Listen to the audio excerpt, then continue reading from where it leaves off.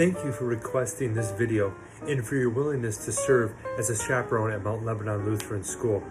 My name is Ryan Finkbeiner, and the first step of becoming a chaperone for one of our field trips is to view this video. Let's get started. First, Mount Lebanon scholars go on many field trips throughout the course of the year.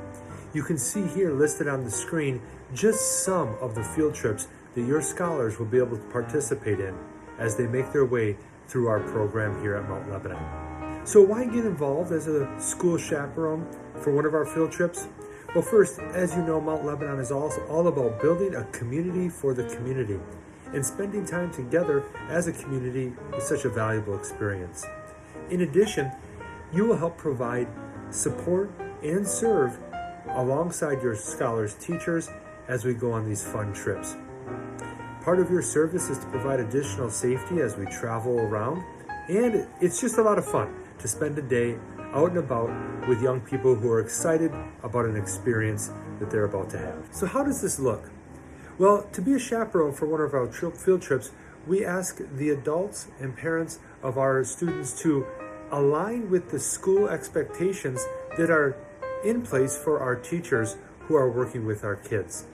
We have high expectations for our teachers, and we also have high expectations for our chaperones who would help chaperone on one of these trips. It's really quite simple. We ask you to be a witness to our scholars of service, of Christ-like love, and of Christ-like conduct. The same thing we expect from our teachers in the classrooms. What do you need to do to be considered for chaperoning one of our trips? Well, the first step is just watching this video. After that, we ask you to contact or visit our Director of Operations, Jennifer Brinkman, and to complete two forms. One is a background check, just like our teachers do. And the second is to sign our Code of Conduct. After you've done that, you can be considered to chaperone one of the trips that we'll be taking this school year. It's important to note that not all of our field trips actually require additional chaperones, and some of the places we visit only allow teacher chaperones. What are the expectations of a parent who attends a field trip? Well, the expectations of a parent are very similar to the expectations we have for our teachers.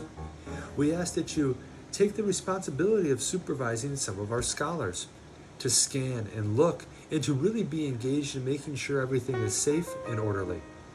We ask you to redirect positively if a student isn't doing what they should be doing. We ask you to keep that cell phone away as much as possible so you can be fully engaged with the process and the activities that students are completing. We'll ask you to keep a list of the students that are under your care and the contact information of the teacher who's going along with you on the trip. Of course, we ask that you stay in the designated areas and teach the students to address you as Mr. or Mrs., not a nickname or a first name, to let them know that you are in charge and you're taking on the responsibility of supervising them. So what are the expectations of a parent who attends a field trip? The expectations of the parent are the same expectations we would have of our teachers. These expectations help make sure the trip goes well and our students have an excellent experience. First, we ask you to not purchase food or gifts for the students you're supervising. Many of our students have allergies, and when we purchase a gift for a small group, that usually leads to the other part of the group getting upset. We ask you to not post any pictures on social media. Many of our parents actually prohibit the posting of their students' pictures on social media. And going along with that, we ask you to never give your phone number or ask for the phone number of a student. Never friend a student on social media or send emails, text messages, or notes.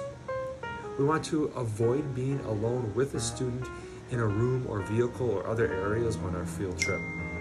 We also do not give rides to students that are not our own son or daughter unless we have permission from that parent for that scholar to ride with you. We ask you to avoid having students sit on your lap or climb on you, especially with some of our younger ones.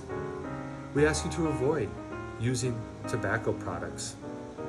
Additional prohibited behaviors on our field trip are listed in the Code of Conduct that you will get from Ms. Brinkman when you request it. Thank you for keeping these things in mind. You've completed step 1 to become a chaperone for one of our field trips. The remaining steps are listed here for you. remember to contact or visit the Director of Operations to complete those 2 forms. Her email and the office phone number are listed here. You can pick up those forms in person as well at our office. Again, thank you for being willing to help and serve in this way. We pray when we have a field trip and you go along with us, it will be a blessing for both our scholars and for you. Have a blessed day.